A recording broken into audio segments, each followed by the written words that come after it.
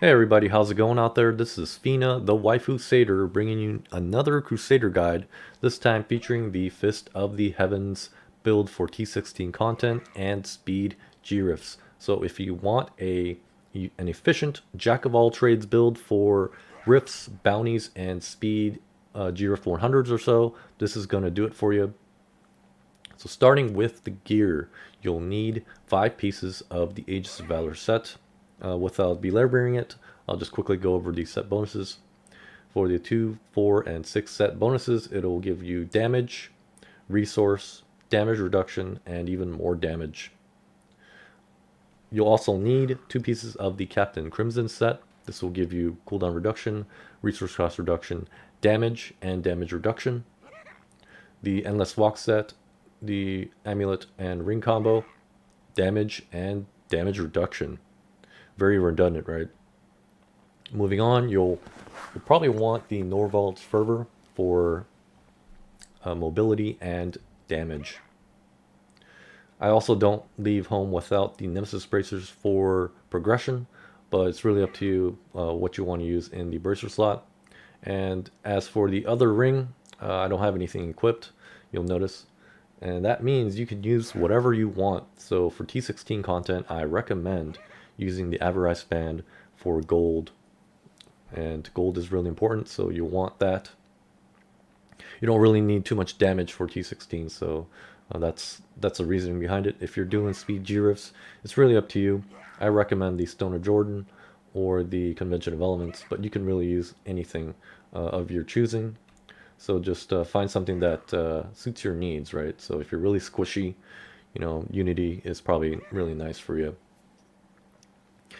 In terms of the gems, the legendary gems, what the absolute one thing that you probably want is the esoteric alteration, and that's because of how squishy this build is. That is the downfall of this build, but that's okay as long as you keep gaining Paragon and optimization of your build, it should get better progressively, right? You'll want the Boon of the Hoarder if you're running T16 content. And again, the third gem is really up to you, or gem combinations. If you like staying in the melee range, Bayoneted Trapped is really nice. If you just want a no frills damage buff, Bayoneted Powerful. If you're going glassy, you'll probably want the Molten Wildebeest Gizzard, especially if you're using the Squirt's Necklace. The Zay's Stone of Vengeance is nice because if you look at the second legendary power, it stuns your enemies. So, this will help with survivability, especially if you like using the Ancient Parthan Defenders. So, stunning enemies will give you damage reduction, right? Anyways, those are some thoughts on some optional uh, gear for this build. In terms of the cube, you'll need the darklight and the Casset's Cord of Righteousness because, of course, this is a Fist of the Heavens build. You'll want to boost the skill damage. And as for the jewelry slot, the Ring of Royal Grandeur to equip your sets. Moving on, the skills. This is your main damage dealer, Fist of Heavens. It doesn't really matter which rune you use. I recommend Fissure, but if you're using other runes, just make sure you have the element that corresponds to that rune. Okay. The Laws of Valor, Unstoppable Force, is something I recommend because this is going to give you a damage boost. You don't really need it for the resource cost reduction per se, because your Wrath pool will be pretty good. So that's the reasoning behind that. Iron Skin is another skill that you'll need for damage reduction or toughness, because again, this build is really squishy. So yeah, just it's up to you which rune you want. I recommend Steel Skin. You can also opt for Flash. It's a good runner-up. Steed Charge is required for this build. Okay, so I recommend Endurance, but it's up to you what you want to use. If you have a lot of cooldown reduction, you don't need Endurance. Akurat's Champion Prophet, of course, is mandatory for pretty much any Crusader build. And as for this skill, you actually have a free skill of your choice You don't have to use Heaven's Fury. You can use whatever you want. So if you're using, let's say, the FNR rings, you can slot in a primary of your choice. I recommend Justice Hammer of Pursuit.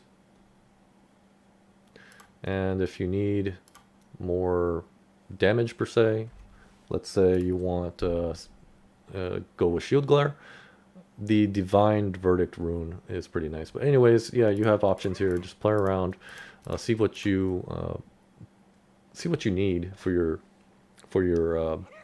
T16 or GRIF content needs, and go from there. As for the skills, or the passives rather, the absolute one that you really need is Heavenly Strength to equip your weapon. The rest is optional. Indestructible is really nice because you can die very easily with this build, so I recommend Indestructible regardless of whether you're playing hardcore or softcore. Holy Cause is a damage boost, and Finery is going to boost your strength, which is nice. Other considerations include, let's say, Long Arm of the Law to give you to extend the duration of your defensive law. You can even go for, let's say, Hold Your Ground if you want to use Justice Lantern to give you more toughness. Anyways, yeah, just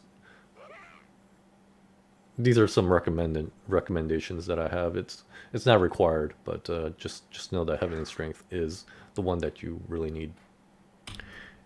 In terms of the Paragon allocation, offensive, defensive, and utility tabs just max out. Core tab, don't need Wrath. If your aim is bad, you might want to put some in there. Movement speed, you should know how to allocate points for. Vitality, as you'll notice, I don't have much. So when you're optimized, when your build is optimized, you're not going to have much life. And so in those kinds of situations, you'll want to pump some vitality and the rest into strength. In terms of the follower is pretty simple. The main reason you want to run a follower is if you want to run Unity or the Oculus Ring. Skills aren't important. Just make sure your follower cannot die.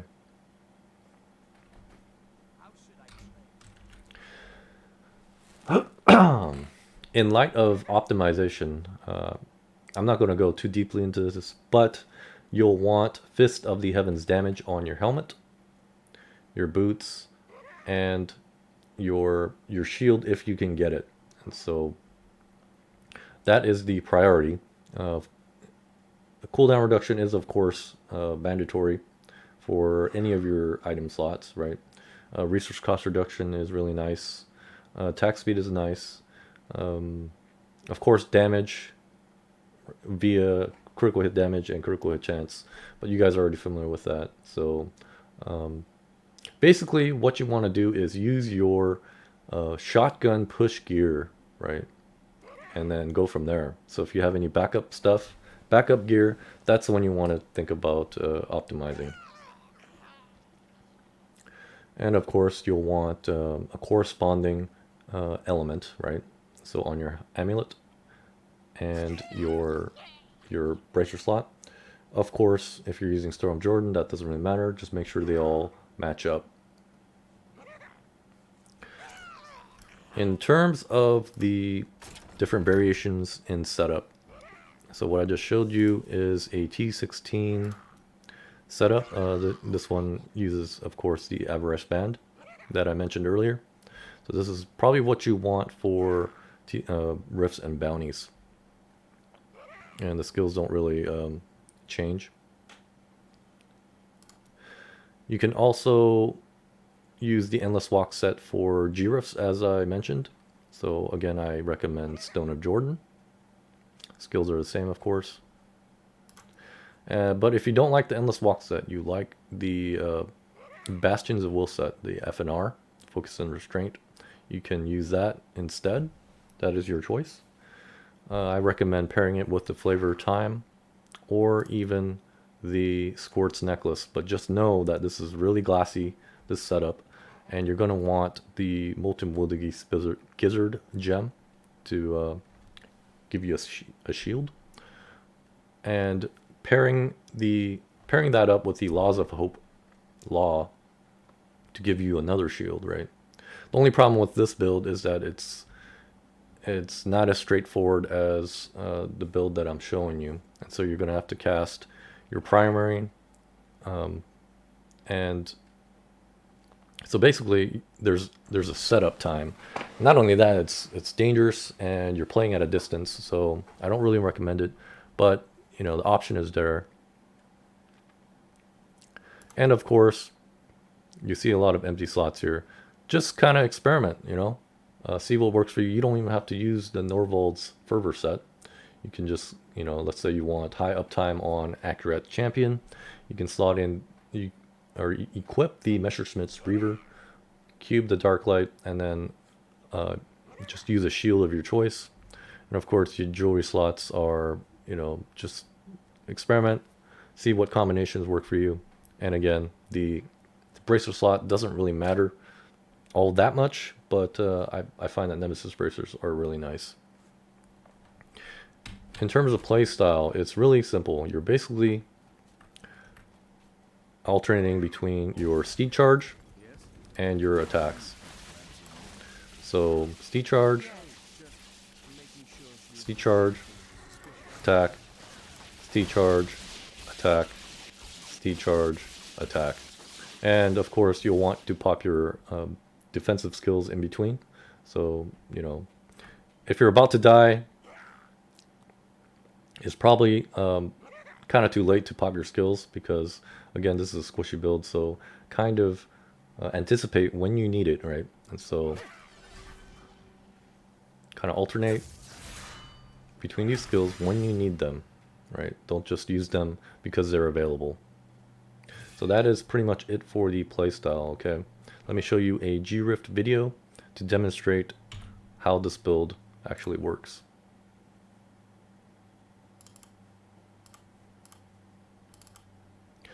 And for context, this is the Compass Rose and Traveler's Pledge combo that I'd use with the SOJ. So it's a G-Rift 100.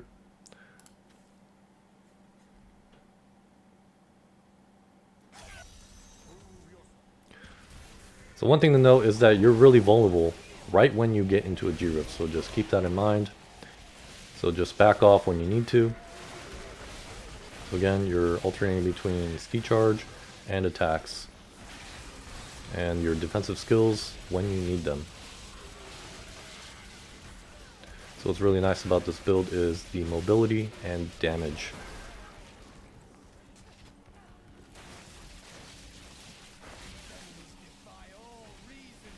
And since I'm using the Endless Walk set to maximize the damage, you'll want to steed charge in place when you can.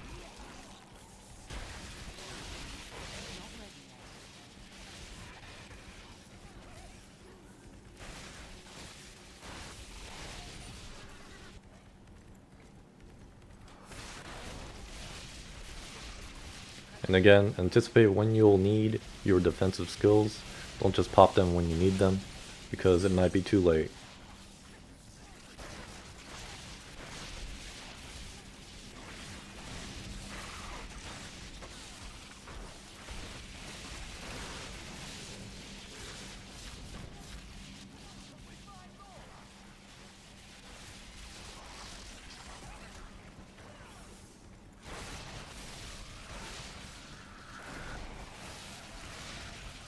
So what's really nice about this build is that it lets you explore your environment because of how awesome the Norvald's Fervor set is.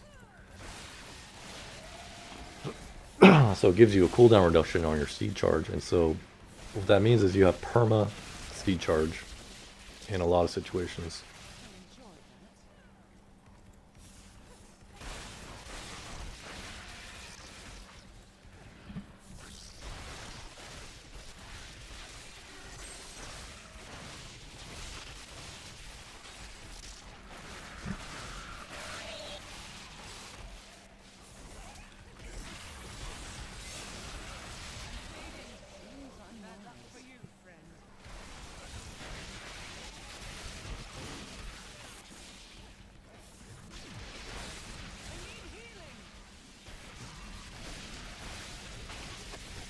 So as you probably noticed, I opted for Heaven's Fury as my optional skill. I just find that it just gives you me a nice auxiliary boost to damage. You don't have to run it.